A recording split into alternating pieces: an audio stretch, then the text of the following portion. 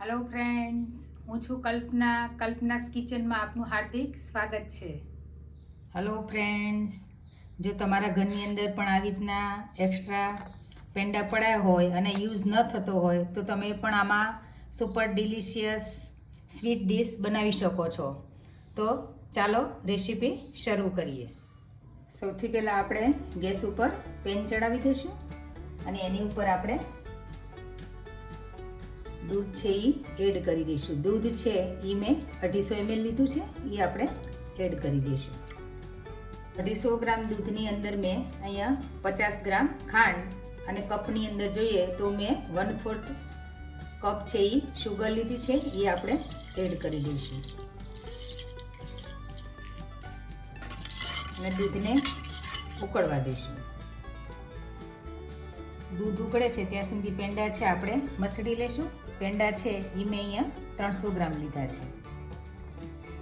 પેંડાને આપણે આવી રીતના તમે ખમણીથી બી કરી શકો છો અને હાથેથી બી આવી રીતના મેશ કરી શકો છો. દૂધ આપણું ઉકળી ગયું છે અને અંદર શુગર પણ મેલ્ટ થઈ ગઈ છે. હવે એની અંદર આપણે કોપરાનું જે ખમણ છે એ એડ કરી દઈશું અને એ મેં 100 ગ્રામ લીધું છે.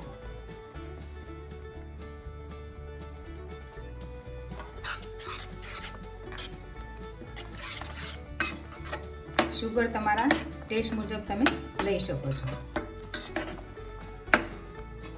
હવે આની અંદર મેં 250 ml દૂધ એડ કરી દઉં અને થોડુંક હું એડ કરીશ 50 ml, જેથી કરીને જે નાળિયેરનું ખમણ છે એ એકદમ સોફ્ટ થઈ જાય અને આપણે હલાવી લઈશું.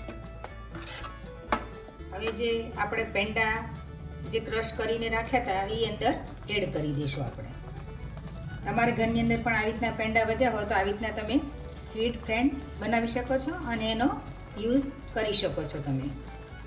તો સરસ એવી આપણી સ્વીટ ડીશ તૈયાર થઈ જશે.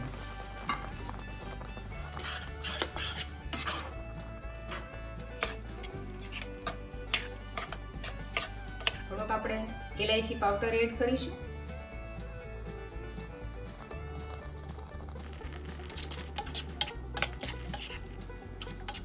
મારી પાસે આ ફૂડ કલર છે.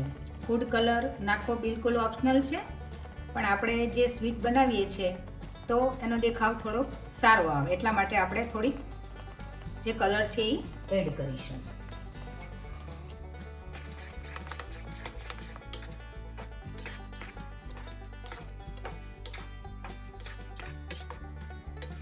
આ ફ્રેન્ડ્સ, આપણે કોઈ બી પેંડા વધ્યા હોય એમાંથી તમે કોઈ બી સ્વીટ બનાવી શકો છો અને આ સ્વીટ એટલી બધી મસ્ત લાગે છે કે ઘરના બધાને ભાવશે. ફ્રેન્ડ્સ, એકવાર જરૂરથી ટ્રાય કરજો. ફ્રેન્ડ્સ, હું જ્યારે બી આવી રીતના કંઈક પેંડા વધતા હોય તો હું ઘણી વખત આવી રીતના સ્વીટ બનાવતી હોઉં છું. તમે ચણાને કોઈ બી લાડુ બનાવતા હોય અથવા મોહનથાળ બનાવતા હોય કે ગમે એમાં તમે એડ કરીને બી સ્વીટ બનાવી શકો છો.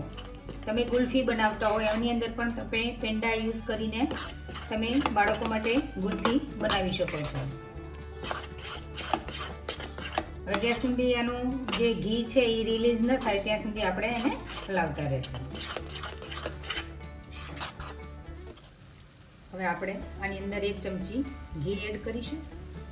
ઘી નાખવું બિલકુલ ઓપ્શનલ છે, પણ થોડુંક એડ કરીશું એટલે એની શાઇનિંગ સારી આવે. અને આપણી સ્વીટ હવે રેડી થવા આવી છે. પેન છોડવા આવી છે એટલે હવે આપણે ગેસને છે એ બંધ કરી દઈશું.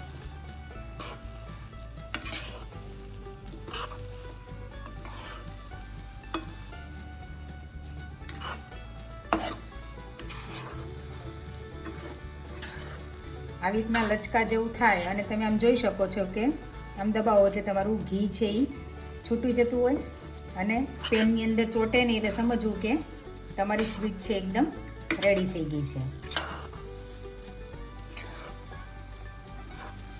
હવે આપણે નીચે ઉતારી લઈશું.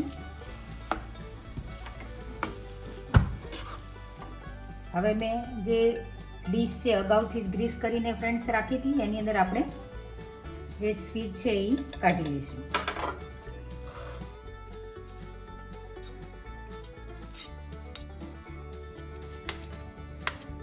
હવે આવી રીતના આપણે ટ્રેની અંદર ઢાળી દઈશું અને સ્વીટને ઠંડી થવા માટે રાખી દઈશું. અને ત્યાર પછી આપણે એને ચોસલા પાડીશું.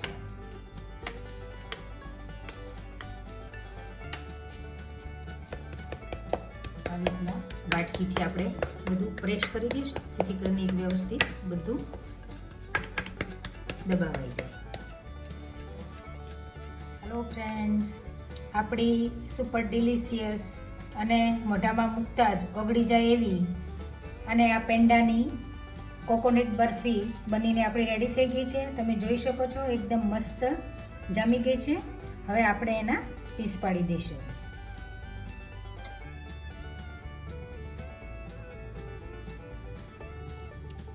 ફ્રેન્ડ્સ, આ બરફી છે તમે કોઈ બી વ્રત કે ઉપવાસની અંદર પણ ખાઈ શકો છો. કારણ કે જો પેંડા હોય તો આપણે એકલા નથી ખાઈ શકતા, પણ આવી રીતના કોઈ બી સ્વીટ ડીશ બનાવીને આપણે ખાઈ શકીએ છીએ.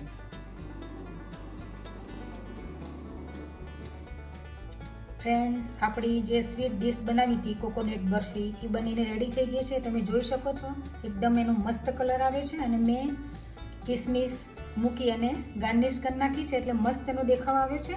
તમને એક પીસ હું બાજુમાં તોડીને બી બતાવું નજીકથી કેમેરાથી. એકદમ સોફ્ટ બની છે, મોઢામાં મૂકતા જ ઓગળી જાય એવી બની છે. તો તમે પણ જ્યારે બી આવા પેંડા વધે તો આવો એનો ઉપયોગ કરી અને બનાવી શકો છો અને એન્જોય કરી શકો છો. ફ્રેન્ડ્સ, તો મળીએ આવા જ અવનવા વિડીયો સાથે. ત્યાં સુધી બધા જ ફ્રેન્ડને જય શ્રી કૃષ્ણ. આવજો. હેલો ફ્રેન્ડ્સ, તમને જો મારી રેસીપી સારી લાગે તો મારી ચેનલને લાઈક, શેર અને સબસ્ક્રાઈબ કરવાનું ભૂલતા નહીં. Thank you.